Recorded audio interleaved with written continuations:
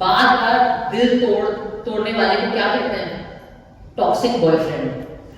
ठीक है, तुम लाख हमारी उम्मीदों को धोखा देते रहो, पर हम लॉ अबाइडिंग सिटीजन, न्यायबद्ध नागरिक होने के नाते आपसे उम्मीद नहीं छोड़ेंगे।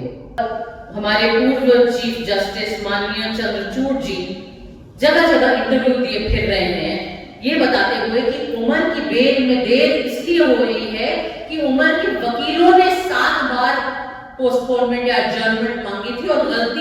तो मैं इस मंच से और मुझे लगता है हम सब की तरफ से गुनो तुम्हारी हिम्मत को सलाम करना चाहती हूँ, क्योंकि 5 साल तक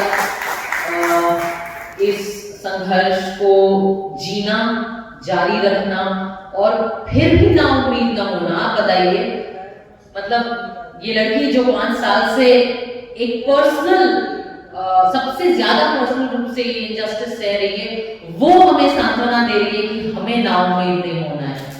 क्या बात है, क्या हिम्मत है। तो सबसे पहले तो मैं दोनों की हिम्मत को सलाम करना चाहूंगी और आनंद सर, फिरोज सर, गुड्डी और गुनो ने जो बात कही है मैं उससे बिल्कुल सहमत हूँ कि जिस तरीके से CNRC के बाद जो गिरफ्तारियां हुई, उन्होंने जो रुख लिया है उसमें साफ पता चल रहा है कि हमारी आइडेंटिटी को एक प्रिविलेज बनाया गया है। हम में से वो लोग जो अल्पसंख्यक सरनेम नहीं रखते हैं, और मुझे लगता है कि अगर हमारी आइडेंटिटी को प्रिविलेज बनाया गया है तो हम उस प्रिविलेज की जिम्मेदारी ये निभाएंगे कि हम जो CNRC के प्रोटेस्ट का संदेश था, जो हमारे साथी जो जेल में हैं, जो उनका संघर्ष था, हम उसे भूलेंगे नहीं और ना किसी को भुलाने देंगे। यहाँ जो लोग मुझसे पहले बोल के गए हैं वो मुझसे कहीं ज्यादा इंटेलेक्चुअल भी हैं, पढ़े लिखे भी हैं और ज्ञानी भी हैं, तो मेरी बातें बहुत बेसिक सी होने वाली हैं। बार बार उम्मीद जगाकर बार बार दिल तोड़ने वाले को क्या कहते हैं? Toxic boyfriend. ठीक है ना?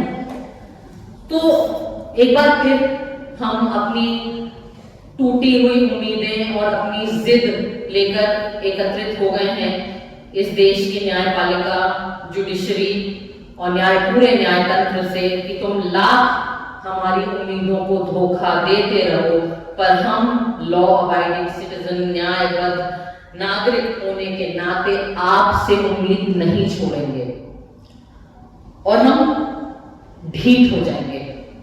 हम जिद्दी ढीठ हो जाएंगे और यही हमारी सबसे बड़ी शक्ति होगी। आज इस मंच से एक बार फिर इस देश के माननीय न्यायपालिका, इस देश के हमारे बड़े बुजुर्ग, बेइंतहा आदर के पात्र न्यायाधीश और पूरे न्यायतंत्र को संबोधित करना चाहती हूँ। इस दौर का काला इतिहास जब लिखा जाएगा तो हम याद रखेंगे कि आप जिनको इस देश के संविधान और इस देश के नागरिकों के अधिकार और भविष्य का निष्पक्ष रखवाला बनाया गया था, आप जिनको इस देश में न्याय का निर्धारक बनाया गया था कि अगर किसी भी नागरिक के साथ किसी भी प्रकार की ज्यादती होती है तो हम आपका दरवाजा खटखटाएं। हम याद रखेंगे कि कितनी आसानी लेकिन कितनी डिग्निटी और राइचियस कंडक्ट के साथ आपने अपनी जिम्मेदारियों का सौदा किया। साथियों, आज हम यहाँ इसलिए हैं क्योंकि एक बार फिर दिल्ली हाई कोर्ट ने उमर, शर्जील, खालिद जैफी, मीरान, गुलफिशा, तस्लीम भाई, शिफा रहमान साहब और अन्य साथियों की बेल को मना कर दिया है।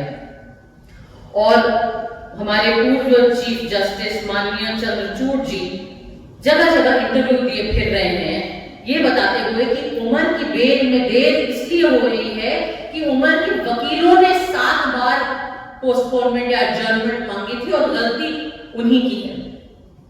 अब तो ये बात गलत है कि एडजर्नमेंट जो एक प्रोसीजरल चीज है 7 बार नहीं मांगी गई थी, लेकिन किसी को माननीय पूर्व सीजीआई साहब से ये भी पूछना चाहिए कि चलिए बेल का मुद्दा अलग है, आप हमें ये क्यों नहीं बताते कि ट्रायल जो है वो 5 साल तक क्यों नहीं शुरू हुआ है? ये तो प्रोसिक्यूशन की जिम्मेवारी होती है। आप हमें ये बताइए कि 4 साल क्यों लग गए आर्गुमेंट्स ऑन चार्ज पेश करे जाने के लिए, कि प्रोसिक्यूशन की जिम्मेवारी थी। मैं वकील नहीं हूं, लेकिन विक्टिम ब्लेम क्या होता है वो मुझे समझ में आता है। मैं वकील नहीं हूं और ना ही हमारे माननीय न्यायाधीशों जितनी पढ़ी लिखी हूं, लेकिन एक साधारण आम नागरिक को भी अन्याय का चेहरा कैसा होता है वो तो दिखाई देता है ना। अन्याय देखने और समझने के लिए लॉ की डिग्री की तो जरूरत नहीं होती। प्रोसेस कैसे पनिशमेंट बन जाता है। 5 साल से हम प्रोसेस भी देख रहे हैं, हम पनिशमेंट भी देख रहे हैं। कुछ लोग हैं जो बहुत निजी रूप से वो पनिशमेंट झेल भी रहे हैं।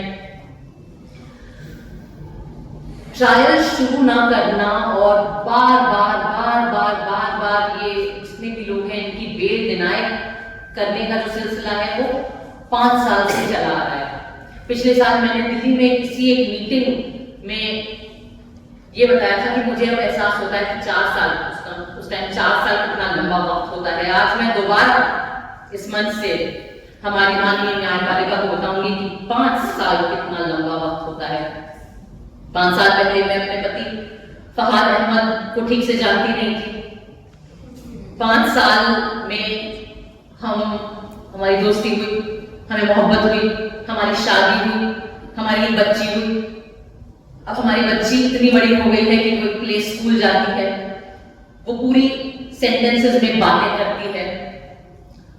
वो 2 साल की होने वाली है और उसे वो इतनी समझदार हो गई है कि उसे पता है कि उसे अपने बर्थडे केक कौन से रंग का चाहिए। 5 साल एक बहुत लंबा वक्त होता है।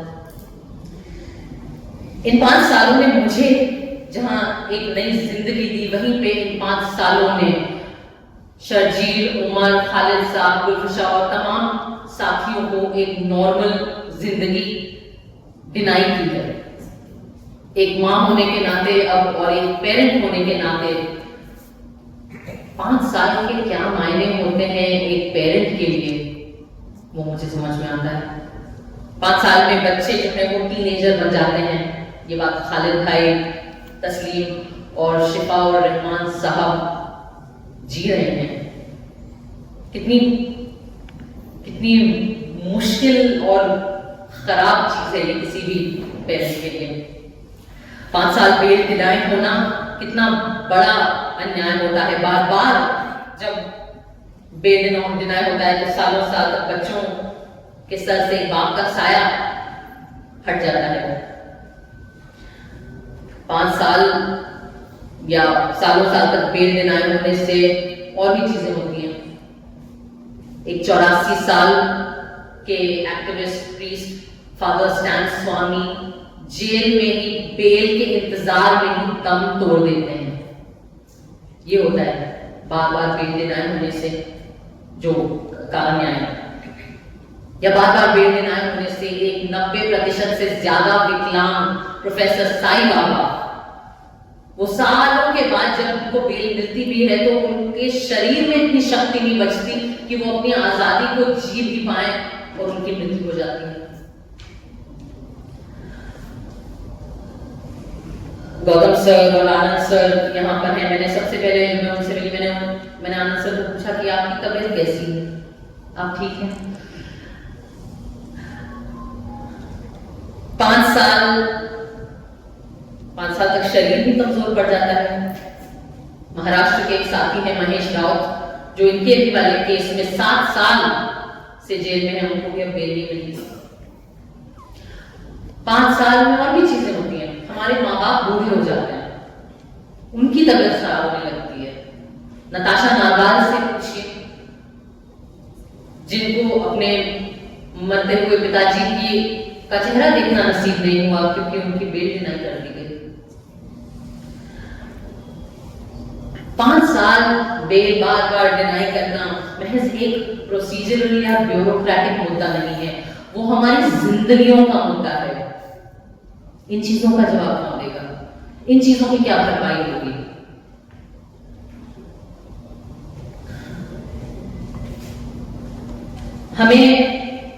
हम सबको ये पता है कि जेल को एक्सेप्शन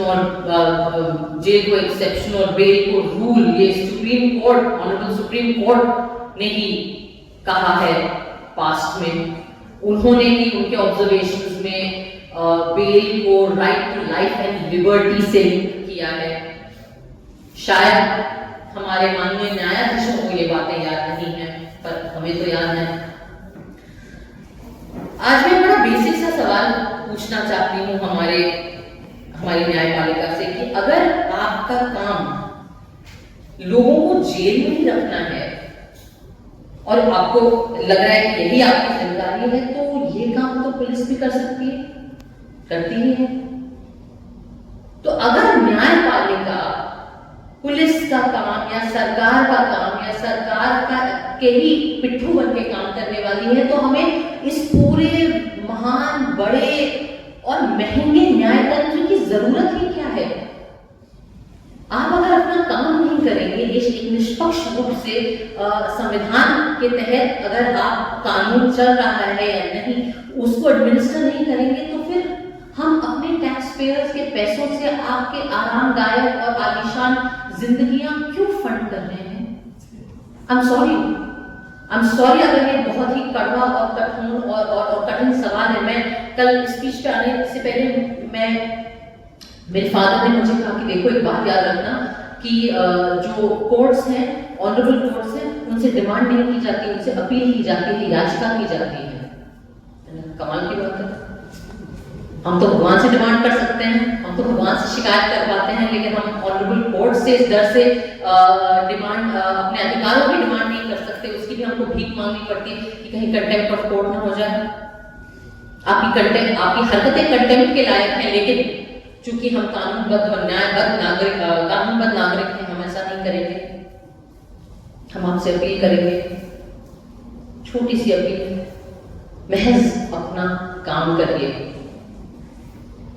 मैं मानती हूं कि इस देश की जनता में बहुत सब्र है, बहुत ज्यादा सब्र है, पर दशकों तक जब आप देश की जनता के भविष्य के साथ खिलवाड़ कर, मैं मानती हूं कि हम सबका भविष्य है, क्योंकि कोर्ट जो है वो एक ऐसी चीज है कि चाहे जो आपकी विचारधारा हो, जो आपकी राजनीति हो, जो आपकी निजी विचार जो भी हो, लेकिन कोर्ट से इस देश का हर नागरिक बराबर की उम्मीद रखता है, चाहे वो मासूम हो या वो एक्चुअली में गिल्टी हो। ये कद है इस देश की न्यायपालिका का, ये कद है हमारे कोर्ट्स का। हम आपकी तरफ उस विश्वास के साथ और उस उम्मीद के साथ देखते हैं जो शायद लोग अपने भगवानों से ही उस उम्मीद के साथ देखते हैं। जब और कुछ रास्ता नहीं बचता, तब आदमी को लगता है कि हाँ, कोर्ट का रास्ता तो है। हमारा पूरा भविष्य, हमारी जिंदगियों के साथ खिलवाड़ होता है जब न्यायपालिका अपना काम एक जिम्मेदार और सच्चे रूप से नहीं करती है। सालों साल, दशकों तक जब जनता की उम्मीदों और सपनों को दबाया जाता है, तो उसका क्या हश्र होता है हमने बांग्लादेश, नेपाल और श्रीलंका में पिछले कुछ सालों में देखा है। लेकिन हम ऐसा नहीं करेंगे, क्योंकि हम न्यायबद्ध नागरिक हैं। इसलिए हम अपने ढीठ तरीके से, हम अपनी जिद को लेकर, हम अपनी उम्मीदों को बरकरार रख के, हम अपना एक तरफा प्यार लेकर आपके बहरे कानों में भिनभिनाते रहेंगे कि आपको इस देश के संविधान में विश्वास ना हो, लेकिन हमें है।